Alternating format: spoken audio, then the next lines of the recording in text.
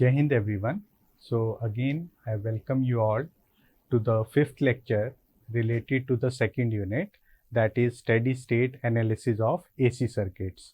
So in today's lecture, I am going to cover first the three-phase circuits, and then after that I will cover the concept of power factor correction. So let us start with the first one, that is called three-phase balance circuit. Now remember one thing, for all the industrial application, we generally use a three-phase supply, and the power generation that takes place around the world, it is also three-phase power. So first, let us try to understand how a three-phase power is generated. So you can see here that we have three coils. The first coil is coil A, second is coil B, and the third one is coil C. So all the three coils, they are displaced by 120 degree apart, and they are placed in a uniform magnetic field that is created by this north and south pole. Now when this particular coil, it is rotated with the help of any prime mover.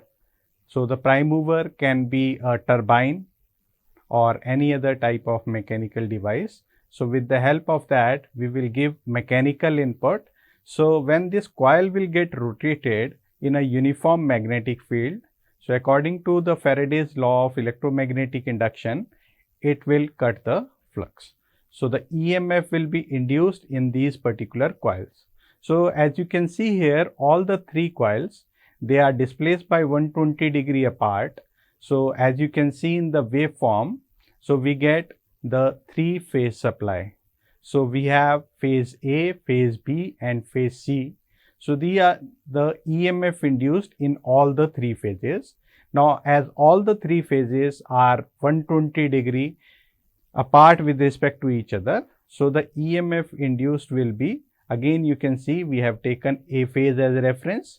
So the EMF induced in B coil, it is lagging the A by an angle of 120 degree, and EMF induced in C coil with respect to A, it is lagging by an angle of 240 degree.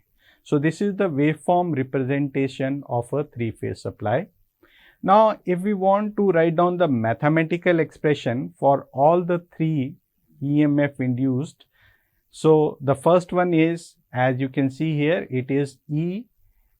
There is a subscript of A1, A2. So these are the two coil sides of coil A. So the EMF induced in coil A, it is expressed as EM sin omega t, because we have taken A as reference. Now again the B phase, it is lagging the A phase by an angle of 120 degree. That's why it will be EM sin omega t minus 120 degree. And the third one is again EMF induced in C coil. It will lag the EMF induced in A coil by an angle of 240 degree. So this is the mathematical representation of a three-phase supply. Now let us discuss some important terminologies that are used in case of three-phase system. So the first one is balanced three-phase supply system. So a balanced three-phase supply system, whether it is star connected or delta connected, is the one in which all the three-phase voltages are equal in magnitude and frequency, but displaced by 120 degree apart with respect to each other. So like we have seen in the previous slide, so this represents a three-phase balance supply. So here all the magnitude, that is EM, it will be the same for all the three phases. So it will have the same magnitude, the frequency is the same, and all the three phases, they are displaced by 120 degree apart with respect to each other. So it can be called as a three-phase balance supply. Now we can have different topology for a three-phase load. Like here you can see the types of three-phase load. They can be generally classified as star connected load or delta connected load. So as you can see in this particular figure 15.8, so the first topology, it is called star connection. here we have a neutral that is available, that is called the point of common coupling also. And in the second case, if again the three loads, they are connected back to back, so they form a delta connection. So if the nature of the load as well as the magnitude in each phase is the same, then it will be called as a balanced load. Otherwise, it will come under the category of unbalanced load. So the first thing is we have discussed about the three-phase supply, then we have discussed about the types of three-phase load, and another important terminology that you should keep in mind, it is called the phase sequence. So the phase sequence, it is defined as the order in which the voltages of the three phases attain their maximum values. So that is called the phase sequence. Like again, if I take this particular example, here you can see the phase sequence that is followed is A, B and C. So that means first the A phase will attain its maximum value, then B phase will attain its maximum value, and then C phase will attain its maximum value. So this phase sequence, it plays a very important role, because the significance of phase sequence is that if the phase sequence is changed, then the direction of the rotation of three-phase induction motor can also be reversed. So this phase sequence is a very important term related to this topic. Now coming to the connections that can be done using the three phases. So these three phases, they are generally denoted by ABC in some books, or in some books you will find RYB. So in India, this RYB nomenclature, it is more popular. So here you can see I have denoted all the three phases by R, Y and B. So again the phase sequence here that is followed is RYB. That means first the R phase will attain its maximum value, then Y phase and then B phase. Now if these particular three phases, they are connected in this manner where we have a common point that is called neutral, so it forms a star connection. So now here there are two important relationships that you should understand. The first one is the relationship between line voltage and phase voltage, and the second is the relationship between line current and phase current.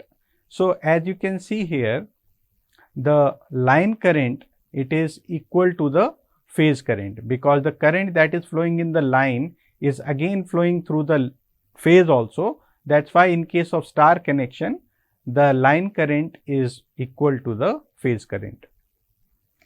But the line voltage, like here you can see VRY, VYB and VBR, they are the line voltages.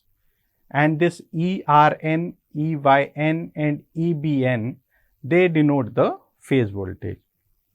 Now the line voltage is not equal to the phase voltage here, because the line voltage is the potential difference between any two phases, whereas phase voltage is the potential difference between any phase and neutral. Sorry. So here we will derive the relationship for this line voltage and phase voltage. So for that, what we will do, first we will draw the three phase voltages. So you can see here, first we have drawn this ERN, then EYN and then EBN. Now this VRY line voltage, it will be the phase difference between the R phase and Y phase. So we have this particular R phase with us, that is ERN, and this minus YN we can draw if we draw opposite phasor to positive YN. So minus EYN represents this phasor. So this phasor sum of these two particular phasor, again it will represent the line voltage VRY. So VRY is the line voltage and ERN or EYN, they are the phase voltages. So if we represent all these particular three voltages in the mathematical expression, so you can see here VRY will be equal to under root EPH, angle 30 degree. So it means that this particular phase voltage and line voltage, they are related to each other by this expression where it is written VRY is root 3 times the phase voltage. So this thing we should remember that in case of star connection, the line current is equal to phase current and the line voltage is equal to root 3 times the phase voltage. Next is the power expression. So again, as we have discussed in single phase AC circuit, that there are different types of power. The first one is called your true power, second is reactive power, and the third one is the apparent power. Similarly, in case of three-phase system, now we will derive the expression for all of them. So the first is true power. It is denoted by capital P. So we know that for power is always an average value. So for one phase, if it is Vp Ip cos phi, so for the three phases, it will be 3 Vp Ip cos phi. Now using the expression that we have recently derived, that phase voltage is equal to line voltage by root 3 and the phase current is equal to line current. So if we replace these two expressions in the above expression, we will get the expression for true power, that is root 3 VLIL cos phi. So the unit will be again watt for the active power or the true power.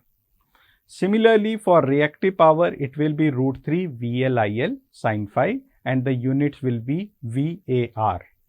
And the third one is apparent power. So again, apparent power will be equal to root 3 VL into IL.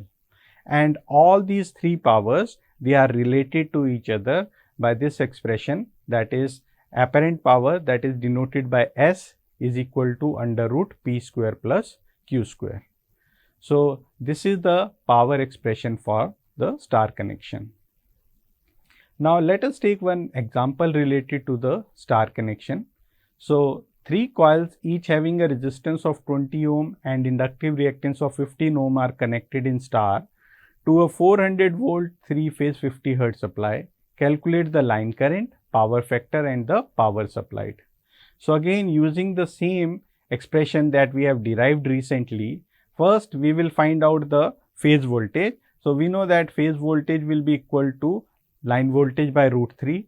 So it comes out to be equal to 231 volt.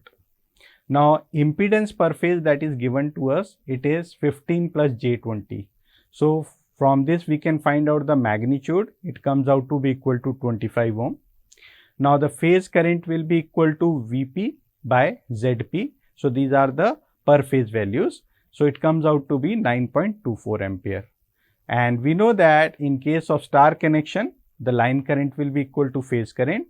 So the same value will be there, that will be 9.24 ampere. Now second is power factor. So power factor, we know that according to impedance triangle, it is R by Z. So putting the values, we got the power factor as 0.8 lagging. And the third one is power supplied. So the power is equal to root 3 VLIL cos phi. So again, putting all these particular value in this expression, the power consumed comes out to be equal to 5121 watt. Now next is the delta connection. So if the same impedances per phase, they are connected back to back, so they form a delta connection. So now in this particular case, you can see we have three terminals 1, 2 and 3.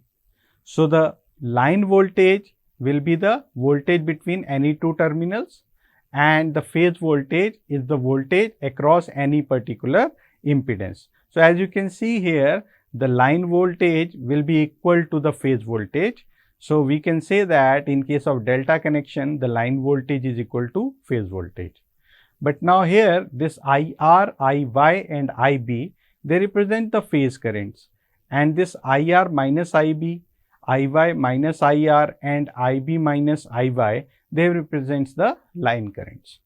So here again we have to find out the expression for the relationship between line current and the phase current. So again we will take the help of the phasor diagram.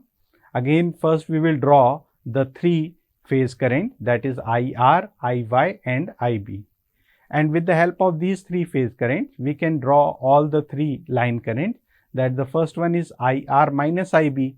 So IR we already have, just we have to draw minus IB. So if we draw this IB in phase opposition, so we will get the minus IB.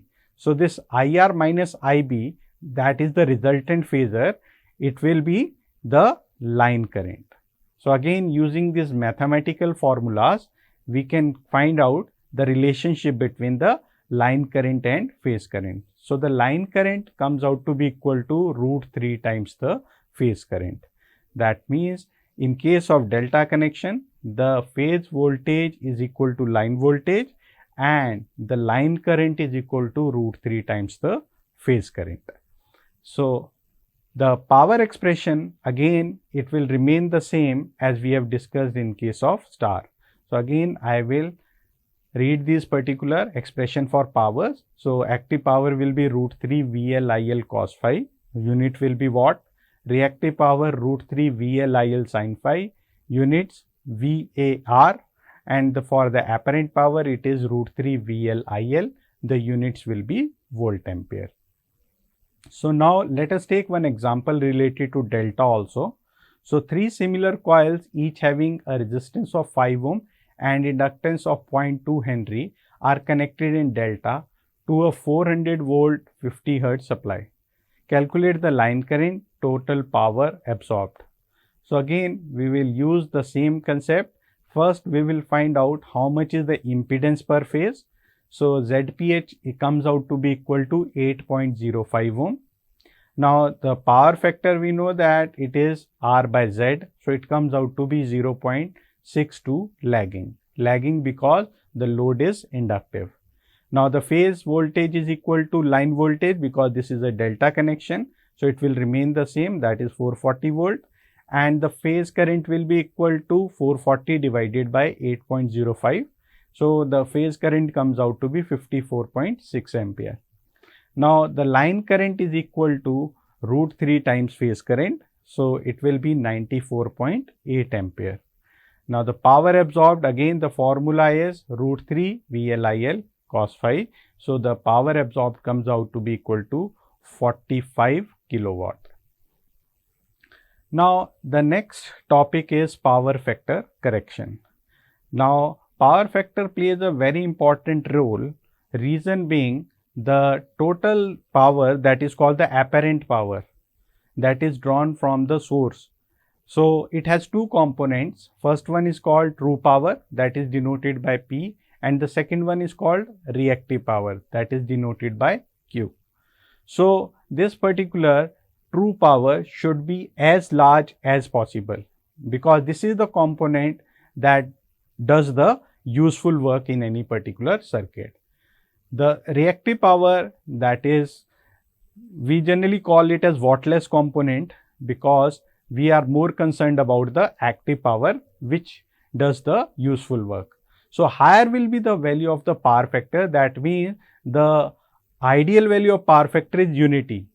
But if the value of power factor is not equal to unity, then also it should be near to unity. So that particular concept by which we can maintain the power factor near to unity, that is called power factor correction. Now, what are the problems related to the low power factor? First thing is that we require large size of kVA rating of equipment. So equipment means we need large size of generators, we need large type of transformer and switchgear. So they will increase the overall cost of the system.